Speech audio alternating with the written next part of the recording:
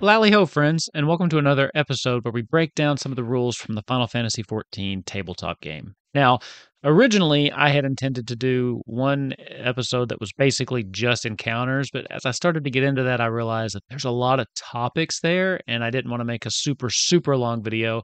So I figured I would break them down a little bit. And today I figured the first thing that I think makes the most sense to start with is abilities. So, in the Final Fantasy XIV tabletop game, your abilities are what you use during an encounter, during combat, that is specific to the job that you are. So, Dragoon has multiple abilities that are different than Black Mage, and these would pretty much be the things that you'd keep on your hotbar in Final Fantasy XIV.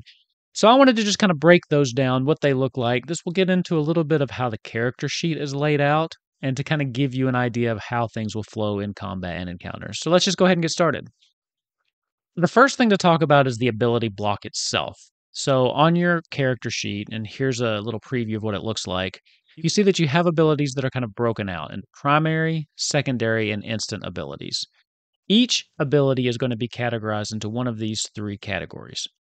On your turn, you can take one primary ability, one secondary ability, and your instant abilities can be triggered anytime, even off turn. So most of these do have limited use, but they will trigger during your opponent's turn. Some of these can be healing actions or damage reduction actions in the case of tanks. But again, you will have a limited number of those per phase. And we'll get into rounds, phases, and all of that in an actual different video that's more based on actually how the encounters are set up as a whole. So for the most part for this video, I'm going to be using the Dragoon as my visual aid because it's my favorite class and I just figured it was a nice one to start with. The first thing that your abilities are going to be divided into are primary, secondary, or instant. The next thing is going to be physical, magic, or unique. And this is going to affect the CR when you're attacking something. As we talked about briefly in the base rules, any physical attacks are going to use a CR that's based on your enemy's defense, while any magic attacks are going to use a CR that's based on your enemy's magic defense. Unique are a little bit different and usually have their own CR that's kind of baked into the ability itself. Abilities may have other classifications like fire expected or invoked or things like that, and the details of that will be in the ability themselves, but these aren't considered your, major classifications of an ability. So those will be more specific on an ability by ability basis. Some abilities may also have a cost associated with them, specifically those that are of a mage category, like the Black Mage here. You can see that some of these have MP costs, and you will see over on the left side of the character sheet that there is an MP that you have that you restore a little bit each turn. But a lot of the mages are going to have this. There may be some other costs for the physical DPS or tanks, but in the most part, with the example of Dragoon that we have looking at, there is no MP cost for using these abilities, which also kind of lines up with how it plays in Final Fantasy XIV. So that makes sense. Some abilities may also have requirements that must be met before they can be used, and most of these will be your instant abilities that have a requirement or a triggering effect that has to happen before you can activate that ability. Now, remember, every turn you have one primary action and one secondary action, and your instant abilities can be triggered only once a turn. If you have enough charges, you can trigger multiple instant abilities on different creatures' turns, but you could never trigger two on the same creature's turn. The next thing the ability is going to tell you is who it affects. Does it affect one target? Does it affect everyone in a certain range? Does it affect only your allies or your enemies? So this is how you know whether it's a safe ability to use in a crowded area or things like that. In addition to that, there's also the range. How far away is this ability going to hit? Is it right next to me? Is it 5 squares away?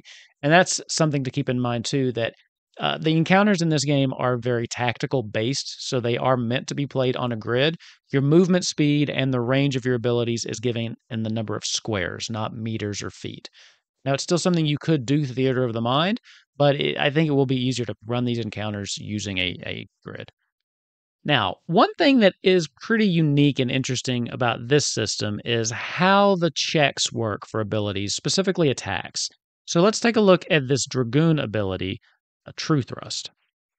As you can see here, it has a base effect that deals 3 damage to the target. This will happen any time you use this ability. So every time you do a True Thrust, you are dealing 3 damage to the target, whether or not you miss or hit with the direct hit. After that, you would then roll to see if you are able to make a direct hit. That is specified right here where it says check, the d20 plus 5. So you'd roll d20 plus 5 and then match that against the target's defense to see if you got a direct hit. If you got a direct hit, you would then roll an additional 2d6 damage. So again, just to recap, True Thrust will always deal 3 damage, even if you miss the direct hit, but will do an additional 2d6 if you make the check. Now, what's interesting about this game is remember how I said you only have one primary action that you can take? Well, true to Final Fantasy XIV fashion, there are combo abilities. These are abilities that will trigger off your primary action and you can be used immediately or after some movement, just on the same turn. So once you do True Thrust, you would have the choice of 2 additional abilities. Dragon Combo, which is Vorpal Thrust and Full Thrust, or Disembowel. You can use these directly after using your True Thrust, or you could move around a little bit first, use a secondary action, as long as you use the combo ability before the turn ends. So this is a way for you to do more than one attack a turn. Now, how do 20s, natural 20s come into play? Well, they are always a direct hit, and they double all of the dice. So, for instance, if you got a natural 20 on your True Thrust, you would deal 4d6 plus 3. You do not double the base white noise damage, but you will double any of the dice that go along with that. As I said, it is important to keep in mind that some abilities have limitations, that they can only be used once a phase. Typically, your normal encounters are going to be one phase. When you get into boss fights or something like that, there will be multiple phases, and then you will be able to redo those abilities in the second or third phases. So how do we get into multiple targets? Well, it's pretty simple. If you have an ability that's going to hit multiple targets because it has a range or an area of effect ability, then you would make one check for all targets. Now, if you had a few targets you had advantage on and some you didn't, so say you had 4 targets, 2 with advantage, 2 without, you would make 2 checks in that situation. One check with advantage that would affect those 2 targets, one check without that would affect the remaining 2. Now, this doesn't mean that that one check is going to equal a hit for everything. Say, for instance, that the 4 enemies you're fighting were all different. They had different defenses or different magic defenses. In this case, you would still just make one check. Say your total was 12. You would then compare that to each of the defenses of the target you're attacking. So in some cases, it might be a direct hit. In some cases, it wouldn't be. But regardless, you would still just make the one check. Now, there are proc effects. And this happens when the d20 you're rolling associated with the ability lands on a certain number. It doesn't necessarily have to be a natural 20, just a number that's specified in the ability. When that happens, you get a proc, and an additional part of that ability would trigger. So here, let's just take a look at the Black Mage ability Blizzard 2, because I think this will give us a nice understanding because it has a lot of the key parts here. So just breaking this down, you've got your name, you've got that it's a primary, magic, I suspected, and invoked ability. It gives you your cost, which is an MP of 2. It tells you the target, all enemies within a range. And that range is a 5x5 area within 10 squares of this character. So that would be, you can go out 10 squares. That has the farthest target has to be no more than 10 squares away. And then you have a 5x5 square area. It tells you that the check is an intelligence, a d20 plus 5, and that the CR is the target's magic defense. So you may not have all of this information in your ability block. For instance, the Dragoon abilities don't have a lot of that because there's no MP cost. A lot of them are melee range. So you're not going to have as much information in every ability. But for the most part, you will have the same common amount of names, the primary designation and things like that.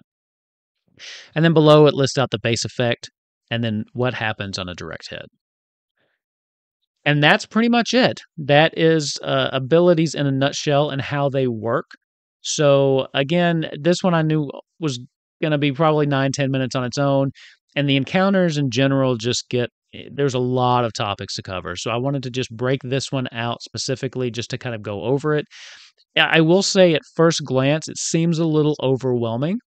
Luckily, the starter set comes with a strategy guide for each of the jobs that you can hand out to your players. They kind of go over what their key abilities are, the best way to use those abilities, and some tips and tricks for getting the most out of your character, whether it be tanking, damage dealing, or healing. So they do a pretty good job of helping to navigate that. And I do think that starting with the lower levels will be the best way to go. There is quite a difference between the level 30 and the level 60 Black Mage, for instance. So I think if you're new to this game, that it's definitely best to start at the lower end instead of just trying to jump straight in. But that's pretty much it. That's how abilities work. There are limit breaks that are a special type of ability. Those can only be triggered when the GM says they can be triggered. And then once that happens, the party amongst them can use 3 limit breaks. So if you have a light party of 4 people, only 3 of them will be able to use their limit breaks. Again, those are only triggered when the GM says that they have reached a time when those can be triggered. There is no game mechanic that tells you, oh, I can use this now. A lot of that is baked into the encounter itself. With the pre-printed modules, it will tell you or tell the GM, okay, as we enter this phase, now limit breaks are accessible. So because they're very powerful abilities, very powerful abilities. So I guess it's kind of a tuning thing to make sure that they're not just being used, on everything. But limit breaks, for instance, let's just take a quick look at one. Let's take a look at the Dragoon, the Dragon Song Dive. As you can see, it is a trigger of any time, so it can be used anytime. Again, once the GM says that limit breaks are available. It's a single target, range of 5 squares, and it deals 6d6 damage to the target. Then you can move to any empty square adjacent to the target if one is available. The ability can be used to evade enemy attacks. Keep in mind that while you can use up to 3 limit breaks per encounter, only one person can use their limit break once. So you will have to use 3 different characters will have to use it. And as we saw from reading that description, there was no d20 roll. So there is no way that you're going to be able to crit this and roll 12d6 instead. So they're very powerful, but they do lack the ability to proc or crit. And that's pretty much it for abilities. Just kind of going over again. I really like kind of how the combo abilities work with the melee classes, how it really brings in the aspect of what playing a Dragoon is like. I like how even with only having one primary action a turn, there's still a way to do multiple attacks depending on what character you're playing. So yeah, I really think that they captured that. And that's where I was kind of getting at in one of my previous videos is once encounter design comes into play, I really feel like this game does a really great job of simulating that Final Fantasy XIV dungeon type feel. And we'll see how it goes because we do have an actual play coming up pretty soon. So if you're interested to see it in action, I think we're starting that up next week. So August 5th is the date we're going to be starting that up if you're interested in that. We will, in the meantime, continue to make a couple of these videos. But for now, I think that covers abilities, and I think we'll get out of here. Lally ho, friends. Happy rolling.